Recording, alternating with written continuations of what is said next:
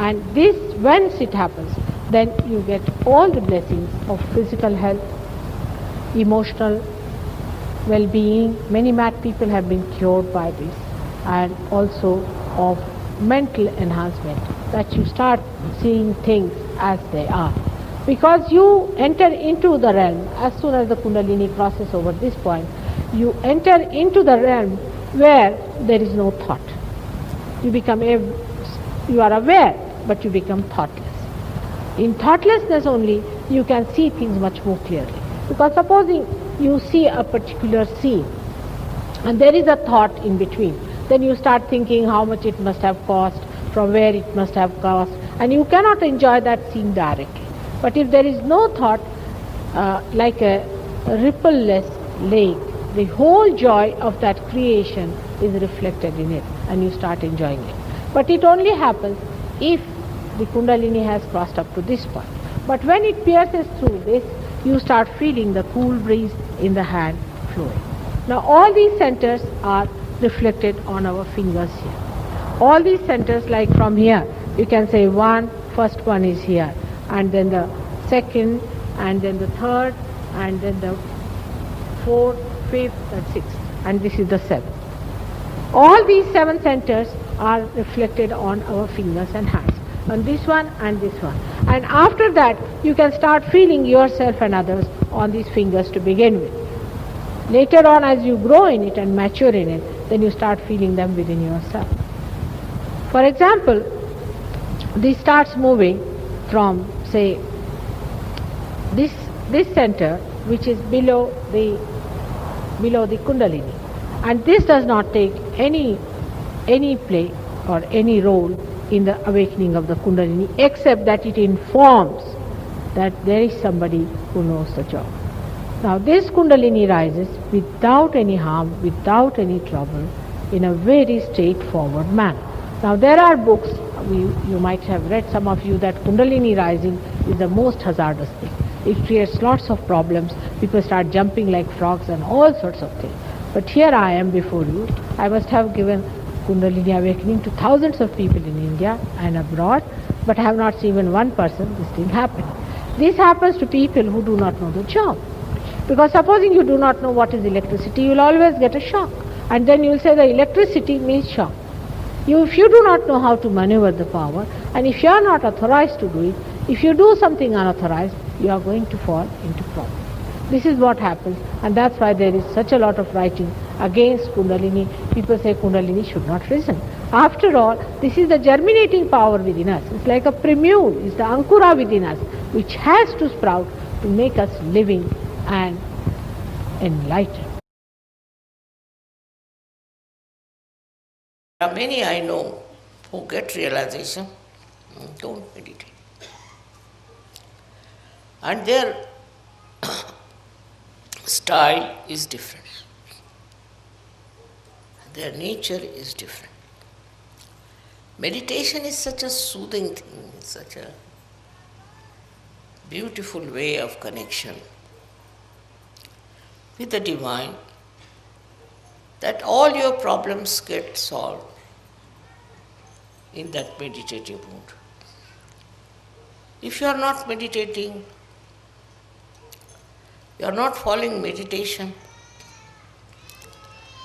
then maybe your light will go down. It won't give sufficient light. It's important, very important, to find out about yourself, about others, in the meditation. How to do meditation? Many people ask me. Don't do anything. To just go into thoughtless awareness. Try to go to the thoughtless awareness. If you can get into that condition of thoughtless awareness, you've done your job. Because that's the point where you are with the truth, with the reality, with the joy, with everything that is so fundamental. When you meditate, try not to make some sort of a function out of it. No. Meditation is something silencing yourself, silencing your thoughts, and going to that deep ocean which is within you itself. But supposing you don't do that, if you don't meditate, I can make out immediately those who are meditating and those who are not. It's not difficult for me. Those who do not meditate are always hesitating. They are confused. They can't understand. And that's why meditation is the most important thing in search. Just like a light burns with the electricity flowing in it, you can say, or by because of the candles. In the same way, meditation is a continuous availability of the divine force. That will reduce all your apprehensions. Not only that, but takes out all the negative thoughts. It takes out all the discouraging things. And when you are meditating like that, thoughtless awareness, then you will be amazed how you are helped from within and without. It's a terrible power that works, this thoughtless awareness. So those who do not meditate cannot go very much far with the advantage of sadhana. One should try to meditate and go up to the point of thoughtless awareness.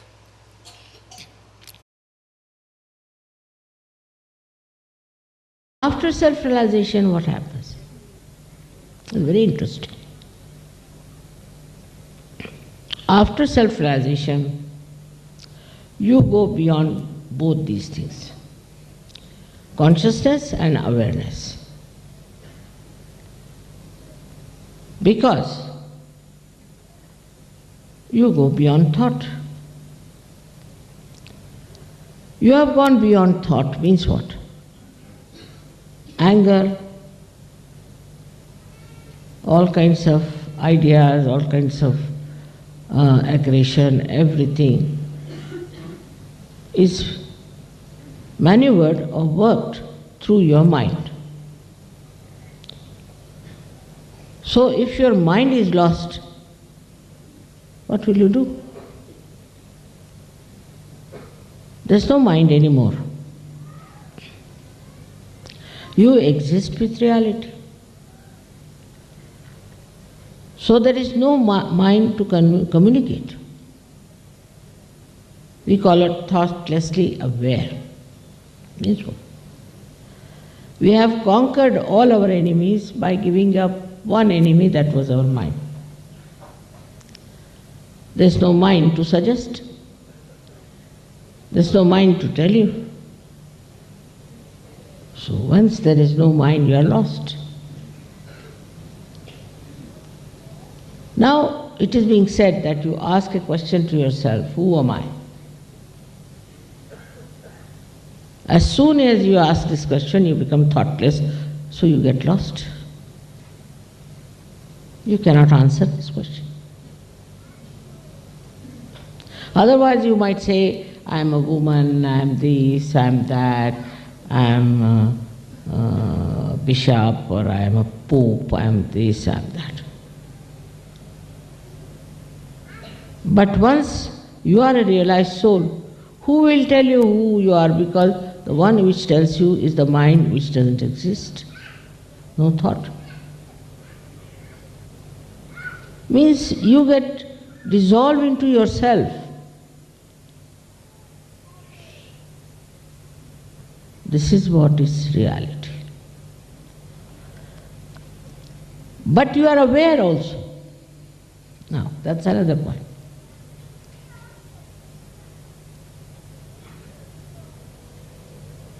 If you ask yourself a question, you are not there. But you are aware. If your navi is catching, you immediately know, my navi is catching, I have got liver. Don't have to ask questions. Or somebody standing near you, left Swadhisthana, oh my God, it's this one.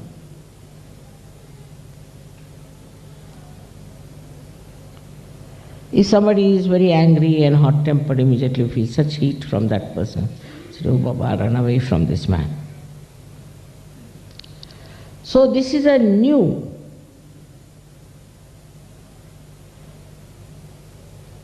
realm you have entered into, reality, which you are never aware before.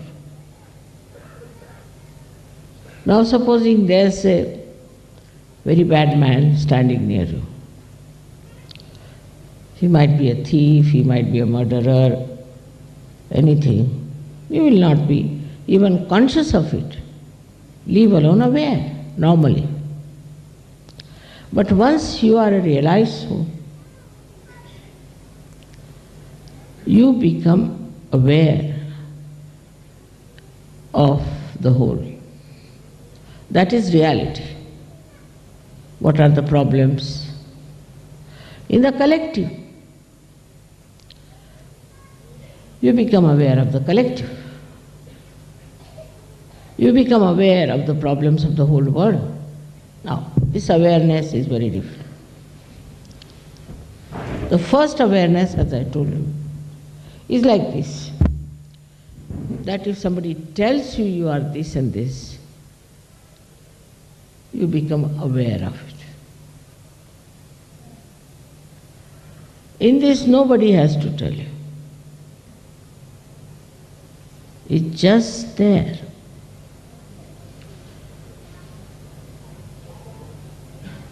You are there, you know what it is.